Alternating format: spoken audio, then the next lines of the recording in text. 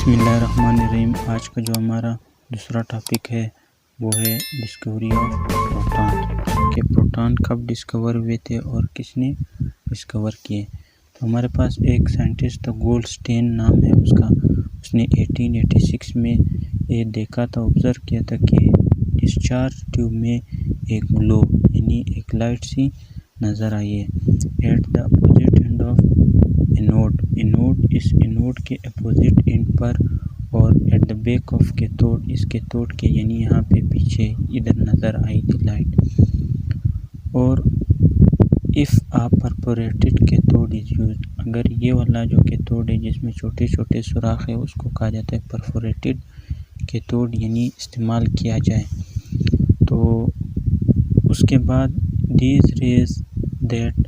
Form the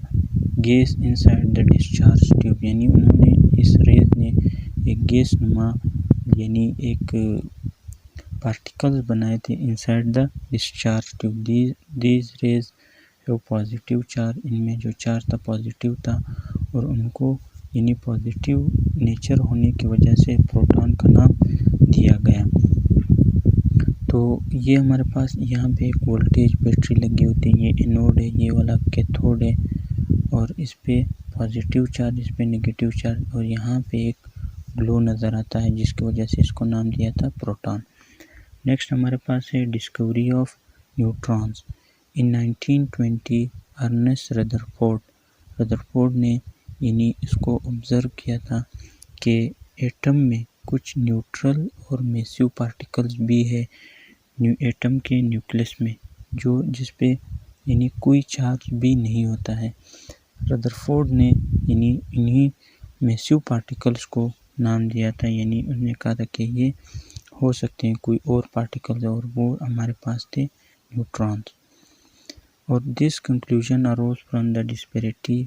between an elements atomic number के, उन्होंने कहा था कि एटम का जो एटॉमिक नंबर यानी नंबर ऑफ प्रोटॉन्स और नंबर ऑफ इलेक्ट्रॉन जो होते हैं आपस में इक्वल होते हैं। फिर यानी अगर इलेक्ट्रॉन और प्रोटॉन इक्वल है तो फिर कौन से ऐसे पार्टिकल है जो एटम का मास को नंबर को इंक्रीज़ करता है। तो जेम्स चैडविक एक साइंटिस्ट है, उसने इस पार्टिकल की एग्जिस्टेंस को प्रूव किया था 1930 में और उसने नोबेल प्राइज़ भी गेन किया था 1935 में। तो उसने फिर इस पार्टिकल्स को नाम दिया था न्यूट्रॉन्स के। ये जो मैसिव और न्यूट्रल पार्टिकल्स है ये हमारे पास न्यूट्रॉन्स हो सकते हैं। अच्छा, नेक्स्ट हमारे पास दो मॉडल्स है एटम्स के, बोहर एटॉमिक मॉडल और Rutherford atomic model. Rutherford atomic model जो था 1910 में पेश हुआ था जब हमारे पास सिर्फ प्रोटॉन्स और इलेक्ट्रॉन्स डिस्कवर थे। तो रदरफोर्ड ने ये इलेक्ट्रॉन यानी बम्बार्डमेंट की थी इलेक्ट्रॉन की थिन गोल्ड फॉयल पर जिसकी थिकनेस है 4 × 10⁻⁻7 मीटर। और उसने ऑब्ज़र्व किया था कि जो ज़्यादातर अल्फ़ा पार्टिकल्स होते हैं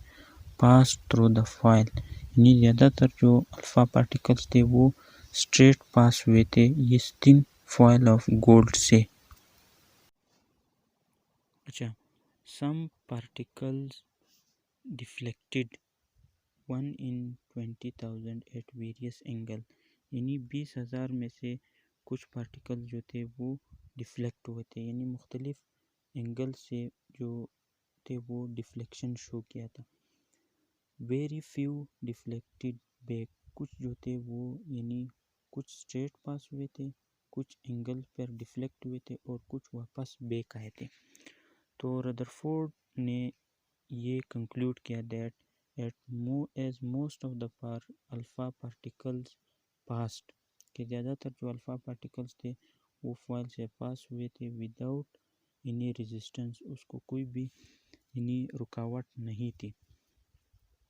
so most of the area in atom is empty, यानी न्यूक्लियस की बात की थी कि जो वो ज़्यादातर एरिया जो है वो एम्प्टी है उससे, क्योंकि शेल वगैरह में या न्यूक्लियस में कोई उसको रेजिस्टेंस पेश नहीं आई थी।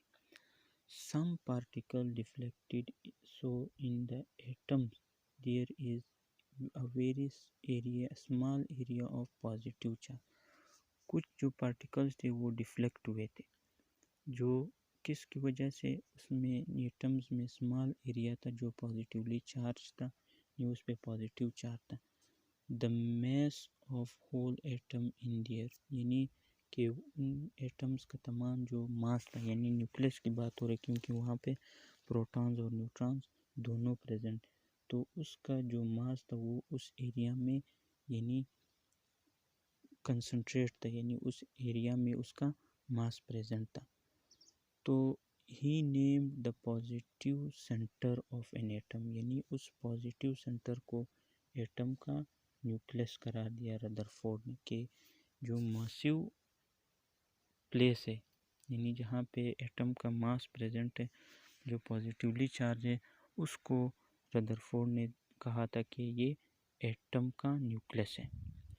फिर रदरफोर्ड ने कुछ पोस्टुलेट दिए थे अपने एटॉमिक मॉडल के बारे में,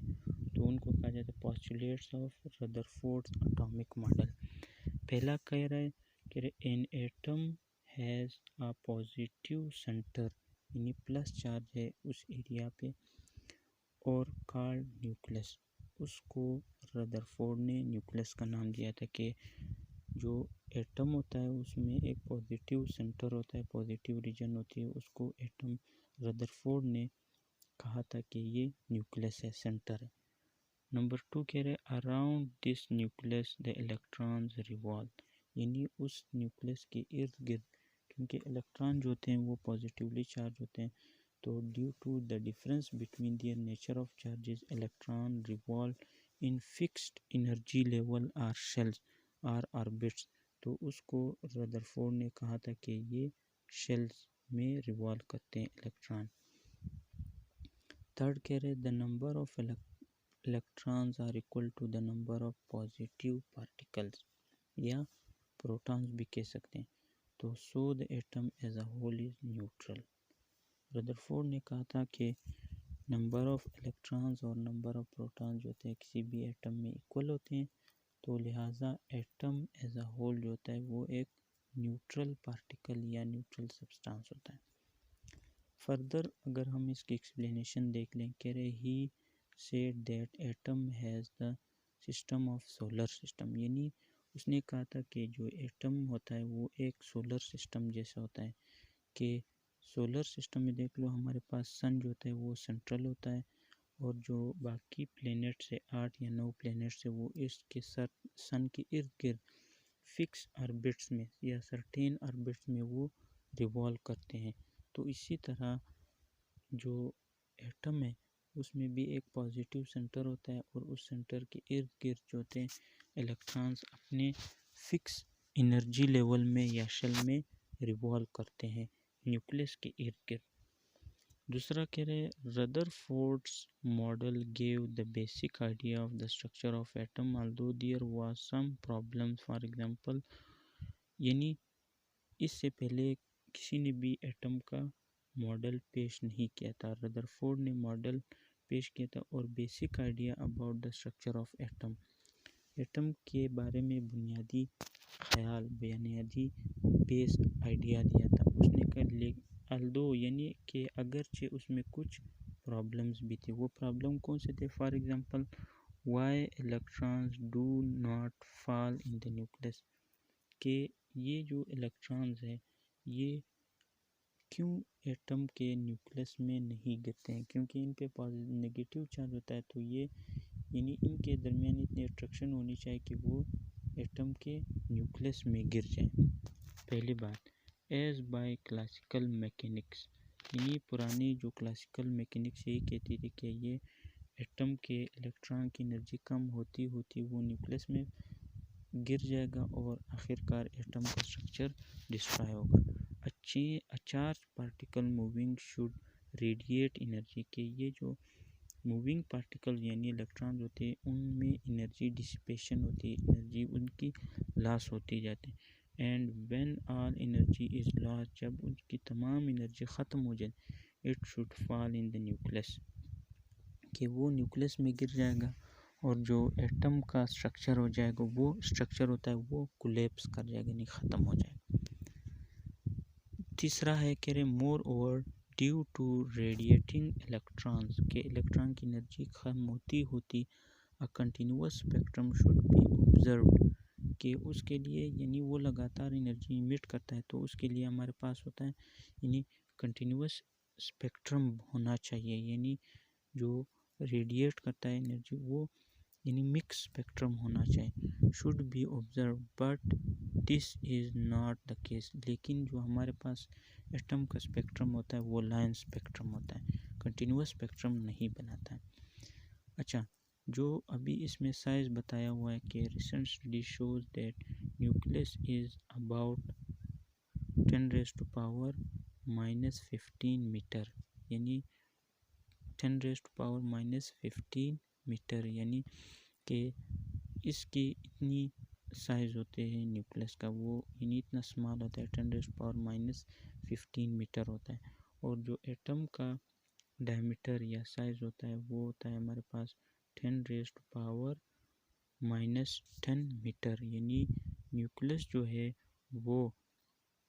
जो साइज़ या डायमीटर ऑफ एटम है उससे -5 गुना स्मॉल है, यानी